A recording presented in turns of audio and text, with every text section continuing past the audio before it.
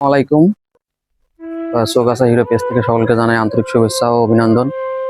আমরা আহ, একটা video upload করেছিলাম যে যশোর সদরে মহাদেবপুর গ্রামে যারা ইউনিয়ন, ওখানে একটা ভিডিও আপলোড করেছিলাম। তো তার বাসায় পরিবারে কেউ নাই, একজনই ব্যক্তি, তার স্বামী নাই, মানে আহ, ছেলে নাই, কি মেয়ে নাই, কেউ নাই, একাই। তো সেই ভিডিওটা আপলোড করার মাধ্যমে আমাদের কিছু অনুদান এসেছে আমাদের পেজের মাধ্যমে। তো সেই অনুদানটা আমরা তার কাছে আজ তুলে দেবো। চলুন যাই তার বাসায়। এখন আমরা অবস্থান করছি নারাঙ্গালি বাজারে, চলে আসছি।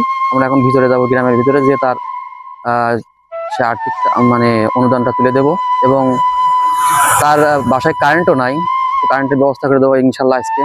আমরা যাচ্ছি, আমাদের হিরো পেজের সদস্য আছে, তাদের সাথে যাচ্ছি। এখন আমরা যাবো, আপনারা একটু দোয়া করবেন।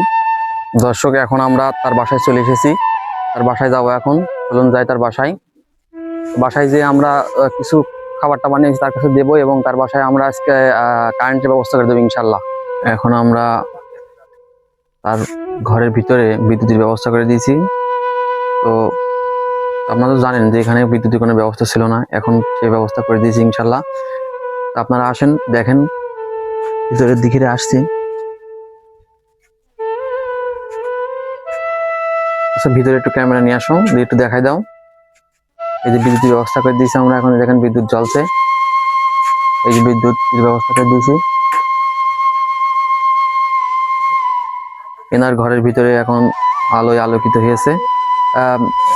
আপনার যে বিদ্যুৎ দেওয়া হয়েছে, আপনি খুশি হয়েছেন তো? হ্যাঁ, আমি খুব খুশি হয়েছি, খুব ভালো হয়েছে, আমার মনটা ভরে গেছে।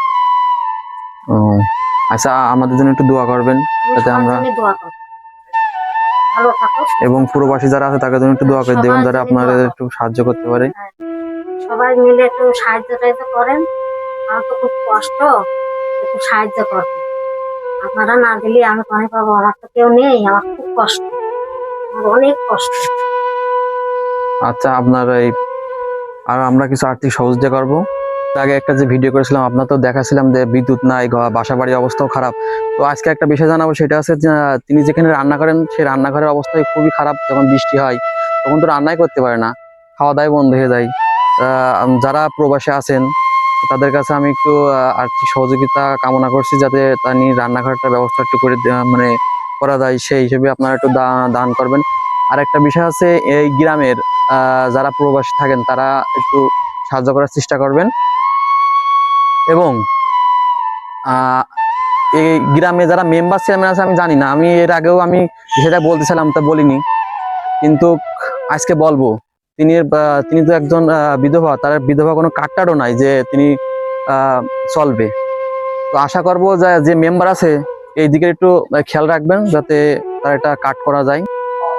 আমার যেহেতু আমার মেম্বারের মানে সমাজ কল্যাণ সম্পর্কে ধারণা নেই, যে বয়সের অনুযায়ী হয় কিনা কি তা জানি না। তারপরেও আপনারা যদি বয়স হয়ে থাকে তো একটা কাট করার চেষ্টা করে দেবেন। আমি মেম্বারের দৃষ্টি আকর্ষণ করেছি এই গ্রামের। এর আগে একটা ভিডিও করছিলাম, কিন্তু ওইটা আমার বলা হয়নি, কিন্তু আজ আমি একটু বললাম। আমি জানি না যে মানে সরকারি কোনো অনুদান আছে কি না, আজকে জানলাম যে ওনার কোনো সরকারি অনুদান নাই। এটা দেখে আমার খুবই খারাপ লাগলে, শুনে খুবই খারাপ লাগে, যাতে আপনারা একটু চেষ্টা করবেন। গেছিলাম, এখন তার হাতে তুলে দেব। সেগুলো একটু গুনে দাও, টাকাটা কত।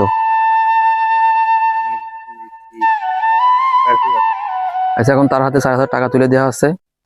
এবং আপনারা আমাদের জন্য দোয়া করবেন, চৌগাছা হিরো পেজের লাইক কমেন্ট শেয়ার করবেন, যাতে আমরা আরো কিছু করতে পারি বা অনুদান দিতে পারি। ধন্যবাদ।